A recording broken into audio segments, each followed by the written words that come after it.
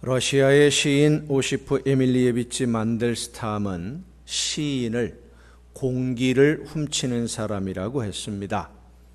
공산주의 사상이 지배하던 소련의 숨막히는 현실에 절망하고 또 낙심하는 사람들, 의식이 있고 지식이 있는 사람들의 영혼을 사로잡아서 암울한 현실의 상황에서도 오늘만 보는 것이 아니라 미래를 바라보며 희망을 가질 수 있도록 해주는 것이 시인의 사명이다 라는 의미에서 한 말입니다. 오늘 우리가 살아가는 이 사회도, 오늘의 현실도 러시아 시인이 살았던 그때와 그리 다르지 않은 것 같습니다. 언론에서 다루는 대부분의 소식들이 부정과 부패에 얼룩진, 구체적으로 언급하기가 부끄러울 정도로 탐욕에 사로잡힌 모습들 뿐입니다. 서민들은 하루하루 살아내느라 뼈가 녹아나고 있는데 자기가 가진 재산이 얼마인지 계산도 못할 정도로 많이 가지고 있는 사람들이 수단과 방법 가리지 않고 죄악과 결탁하고 있는 모습들을 보게 됩니다. 그러는 와중에 한 정치인이 스스로 목숨을 끊었습니다. 강연료인 줄 알고 친구로부터 무심코 받았던 돈이 올무가 되어서 자신의 그런 행동이 이 나라 정치 발전에 걸림돌이 될 수도 있다는 생각에 자신의 목숨을 던졌습니다. 그 사람에게 잘못이 없다는 것이 아닙니다. 다만 내가 살기 위해서라면 다른 누군가를 벼랑 끝으로 내몰고 막다른 골목으로 몰아넣는 이 세태가 참으로 무섭습니다. 내가 잘못한 것을 반성하고 회개하고 바른 방향으로 돌아서서 나라와 국민들을 위해 봉사함으로 지난 시간들의 과오를 조금이라도 용서받으려는 그런 모습들은 보이지 않고 그 죽음을 두고 냉소와 조롱으로 비판하면서 이제 자신들에게 향하던 시선이 다른 곳을 향하게 되었다는 안도감으로 웃음 짓는 사람들이 이 나라의 권력을 가진 사람들이라는 것이 정말로 무섭습니다. 열심히 살아보려고 노력했던 한 정치인의 죽음을 보면서 시편 55편에 있는 말씀을 생각했습니다. 내가 성내에서 강포와 분쟁을 보았사오니 주여 그들을 멸하소서. 그들의 혀를 잘라버리소서. 그들이 주야로 성벽 위에 두루 다니니 성중에는 죄악과 재난이 있으며 악독이 그 중에 있고 압박과 속임수가 그 거리를 떠나지 아니하도다. 나를 책망하는 자는 원수가 아니라 원수일진데 내가 참았으리라. 나를 대하여 자기를 높이는 자는 나를 미워하는 자가 아니라 미워하는 자일진데 내가 그를 피하여 숨었으리라. 그는 곧 너로다. 나의 동료, 나의 친구요, 나의 가장 가까운 친구로다. 우리가 같이 재미있게 의논하며 무리와 함께하여 하나님의 집 안에서 다녔도다. 어제까지 동료였던 사람이 자기만 살겠다고 친구의 등에 칼을 꼽는 모습을 한탄하는 시인의 모습입니다. 왜 이런 일들이 우리가 살아가는 이 현실 속에서 일어나게 되는 것일까? 이 시간 하나님이 성령의 역사하심으로 우리에게 주시는 말씀을 들음으로써 우리가 가야 할 길, 하나님이 원하시는 길을 다시 한번 확인하고 믿음으로 결단하며 나아가는 여러분 모두가 될 수 있기를 간절히 바랍니다. 사도 바울이 로마서를 기록할 때 로마뿐만 아니라 성도들이 살아가는 모든 곳에 죄악이 가득했었습니다. 엘살바도르의 순교자인 오스카 로메로 대주교는 사방이 꽉 막힌 듯 보일 때 하늘을 보는 것이 초월이다 라고 말을 했습니다. 우리가 살아야 할 이 세상이 죄악과 어둠으로 가득 차 있을 때 우리 믿음의 성도들은 죄악으로 물든 이 세상이 아닌 영원한 하나님의 나라를 바라보며 하나님의 나라에 소망을 두고 하나님의 뜻을 이루어가는 하나님의 일꾼들로 살아가야 한다라는 말씀이죠. 사도 바울이 로마서를 기록할 때 욕심으로 가득한 사람들이 세상을 움직이고 있었습니다. 백성들을 돌보아야 할 책임이 있는 사람들은 백성을 돌보는 것이 아니라 자신들의 이익을 얻기 위해서, 이익을 확보하기 위해서 혈안이 되어 있었습니다. 정의의 마지막 보루라고 믿었던 재판관들은 공정한 재판이 아니라 이익을 위해서 불의한 재판을 당연하게 여기고 판결의 권위만을 주장하던 그런 시대였습니다. 더 나아가 타락한 종교 지도자들은 강자들, 힘이 있는 사람들 편에 서서 진리를 숨기고 사람들을 속이고 있었습니다. 꾸짖어야 할 때 입을 다물었고 위로가 필요한 이들을 외면하고 연약한 자들을 무시하던 그런 시대였습니다. 자기와 입장이 다른 사람들을 조롱하고 모욕하는 일에 희열을 느끼고 힘이 없는 사회적 약자들을 나와 동등한 인격을 가진 하나님의 피조물로 존중하지 않던 시대입니다. 사도 바울은 그런 시대에 로마에 있는 교회에 편지하면서 그런 행동을 하는 사람들을 가리켜 죄에게 종로로 타는 사람, 죄에 대하여 살아있는 사람, 자신을 불의의 무기로 내어주는 사람, 죄가 몸을 지배하는 사람이라고 오늘 로마서 6장 본문에서 표현을 했던 것입니다. 이 말씀들을 보면서 우리가 잊지 말아야 할 중요한 사실이 있습니다.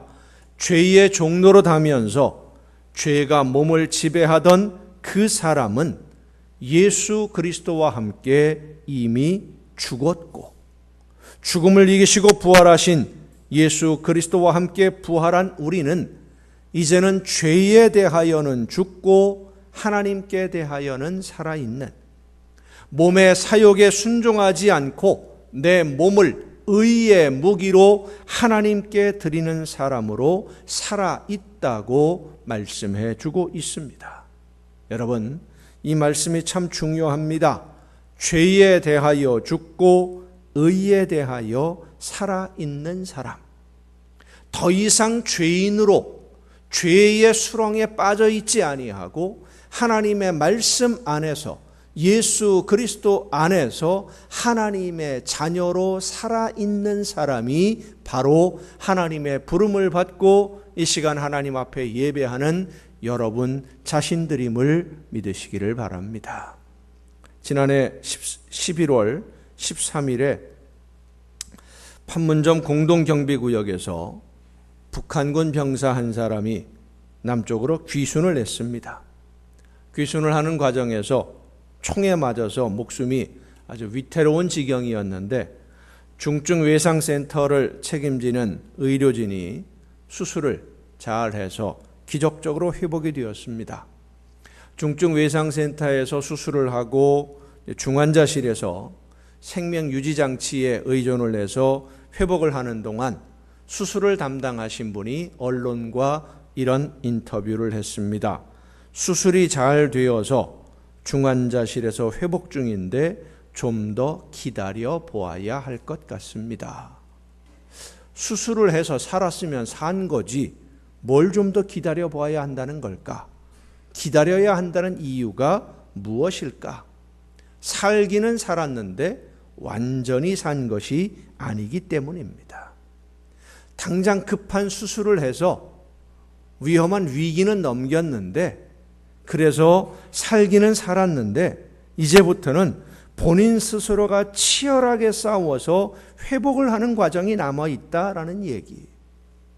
죽음과 스스로가 싸워서 이겨야 한다는 말입니다. 살기는 살았는데 아직 산 것이 아니에요.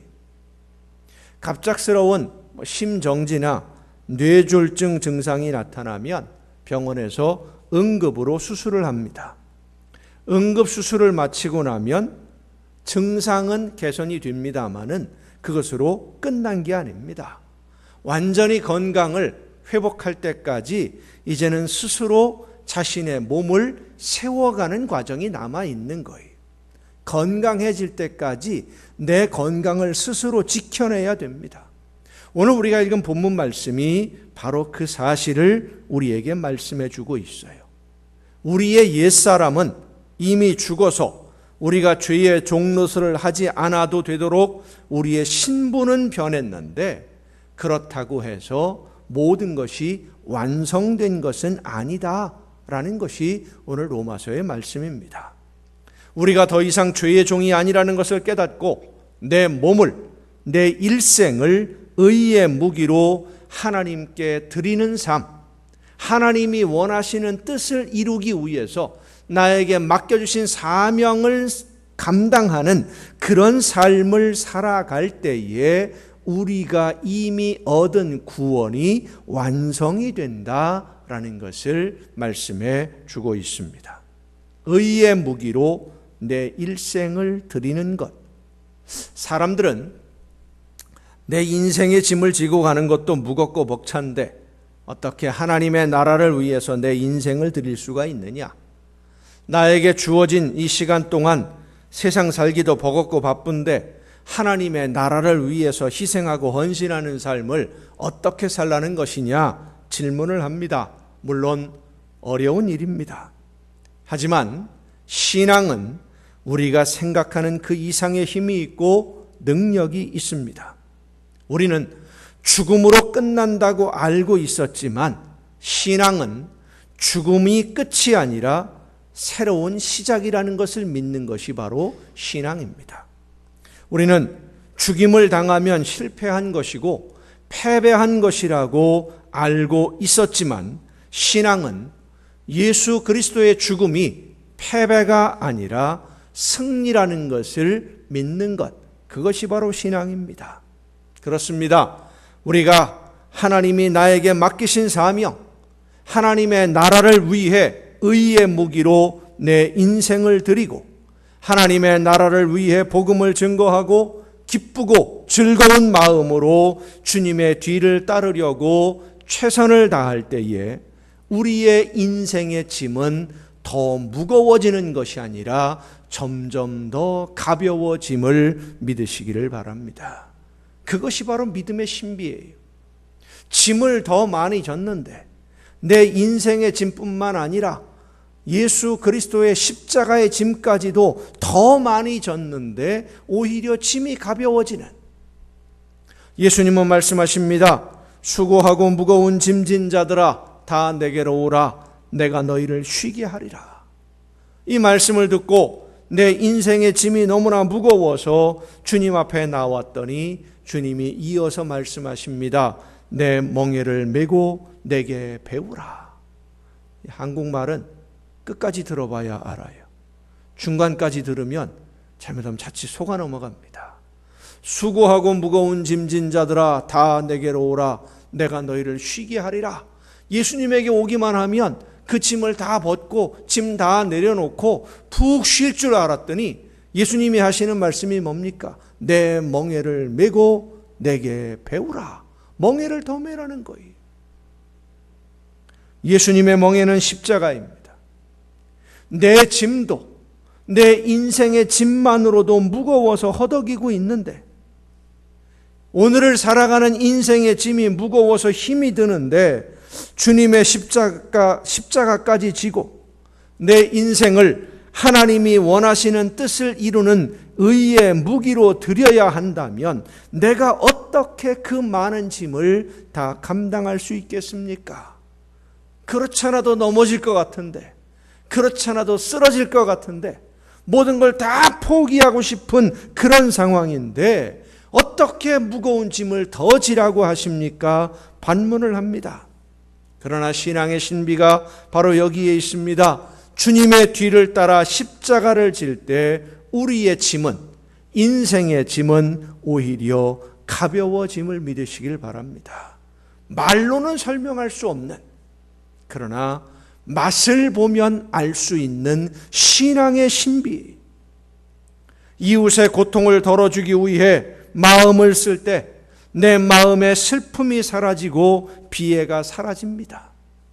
다른 이들을 행복하게 하려고 노력할 때에 이전에 경험하지 못했던 기쁨이 내 안에 스며들어 오게 되고, 우리의 이웃을 위하여 사랑하며 섬기며 봉사할 때에 이전에는 느끼지 못했던 놀라운 행복이 내 심령에 충만하게 솟아나오는 그 경험을 하게 되는 거예요.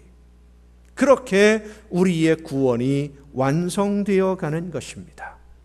사랑하는 성도 여러분, 우리는 예수 그리스도의 죽으심과 부활로 이미 구원받은 하나님의 자녀들입니다. 하지만 아직 우리의 구원은 완전하지 않아서 때로 실수하기도 하고 넘어지기도 합니다. 마음은 하나님의 자녀로 순종하고 헌신하며 천국의 행복을 누리며 하나님의 나라를 선포하는 일꾼으로 바울처럼 베드로처럼 그렇게 살고 싶은데, 우리의 현실은 이 세상의 일에 대한 걱정과 염려로 가득 차서 하나님의 일은 저 멀리 사라져 버리곤 합니다. 하나님이 기뻐하시는 생활이 무엇인지 알기는 아는데, 내가 살아가야 할, 내가 감당해야 할 현실이 너무나 힘들고 너무나 고되어서 나도 모르는 사이에 분노하고, 나도 모르는 사이에 실망하고, 나도 모르는 사이에 절망하며 사탄의 편에 설 때가 많이 있습니다. 그러나 성도 여러분, 예수 그리스도를 구주로 믿고 하나님의 자녀가 된 여러분을 하나님은 포기하지 않음을 믿으시길 바랍니다. 스스로 일어서서 하나님의 일꾼으로 든든하게 설 그때를 기다리시며 지금 이 시간도 한없는 사랑으로 바라보며 지켜주고 계십니다. 며칠 전에 TV 방송에서 뭡니까? 아버지가 애들 돌보는 프로그램 있죠. 뭐예요? 뭐 하여튼 그런 거 있습니다.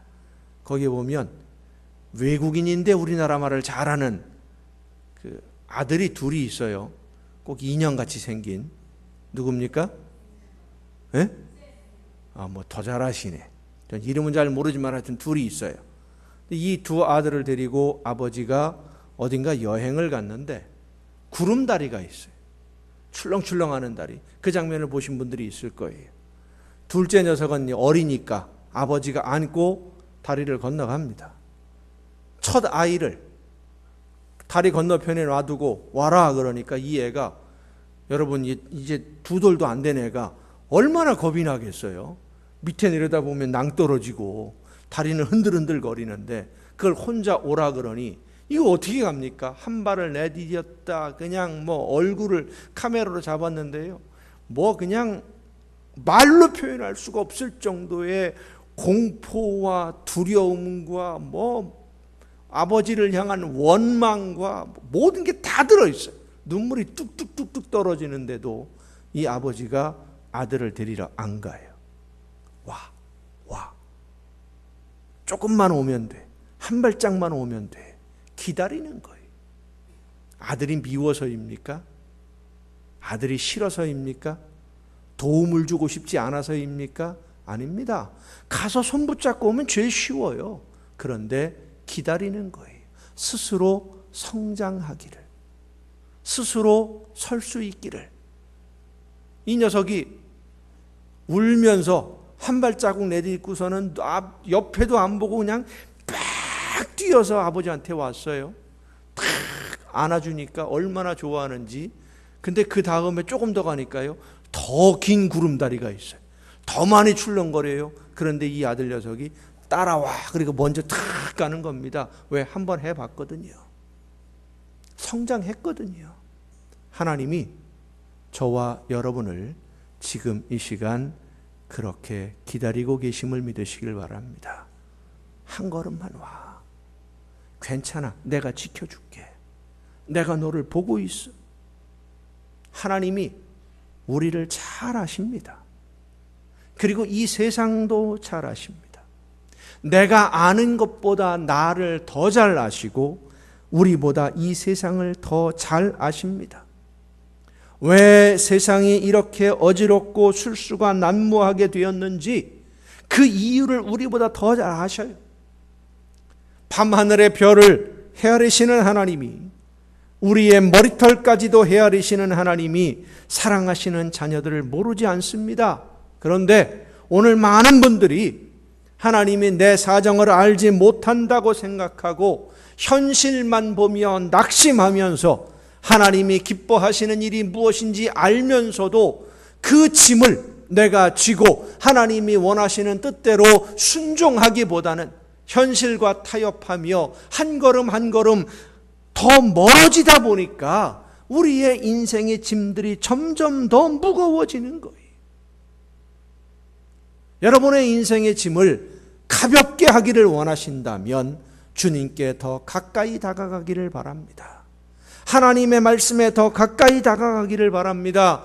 의의 무기가 되어서 하나님이 기뻐하시는 일 열심히 감당하다가도 세상을 살아가는 것이 힘들고 여러 가지 어려운 일들이 앞을 가로막으면 나도 모르게 세상으로 눈을 돌리고 내 이익을 위해 하나님이 맡기신 사명을 모르는 척하는 그런 사람이 아니라 의의 무기로 하나님의 영원한 나라를 바라보며 나 자신을 온전히 드림으로써 그 모든 짐을 예수 그리스도의 십자가까지도 내가 지면서도 무거워하지 아니하고 담대히 서서 일어서 나아갈 수 있는 하나님의 자녀로 성장해 나가는 여러분 모두가 될 수 있기를 간절히 바랍니다. 하나님의 약속은 반드시 이루어집니다. 십자가를 지고 주님의 뒤를 따르는 자들은 인생의 짐이 더 무거워지는 것이 아니라 성령의 역사하심으로 이 세상 어디에서도 이 세상 그 무엇으로도 누릴 수 없는 기쁨과 즐거움으로 천국의 행복과 풍성한 복을 누리게 됨을 믿으시길 바랍니다. 그래서 우리는 하나님께 더 가까이 가야 됩니다. 말씀을 가까이 하고 기도로 가까이 해야 됩니다. 하나님의 마음에 우리의 마음을 자꾸만 접속해야 됩니다. 하나님으로부터 오는 능력을 힘입어야만 십자가를 질 수 있고 우리의 몸과 마음을 의의 무기로 하나님께 드릴 수 있습니다. 사랑하는 성도 여러분, 삶의 무게가 힘들다고 느껴질 때, 어렵고 고통스럽다고 느껴질 때에 세상을 보지 말고 하나님을 바라보십시다. 하나님의 마음을 가슴에 품고 성령의 능력을 뼈에 새겨 절망에 빠진 이 세상에 희망을 선포하고 하나님의 나라를 세워가는 일꾼이 되라고 부름받은 성도 여러분, 이제 현실을 바라보며 절망하던 아픔은 벗어버리고 인생의 고통으로 흐르던 눈물은 씻어버리고 죽음 너머의 아름다운 나라 하나님의 나라를 바라보십시다. 우리는 절망하라고 부름받은 이들이 아니라 희망을 창출하라고 부름받은 하나님의 자녀들입니다. 믿음으로 하나님의 나라를 바라보며 구원받은 자녀로 열매를 위해 헌신하고자 하는 여러분에게 하나님의 능력이 영원토록 함께 하시기를 예수님의 이름으로 축원합니다.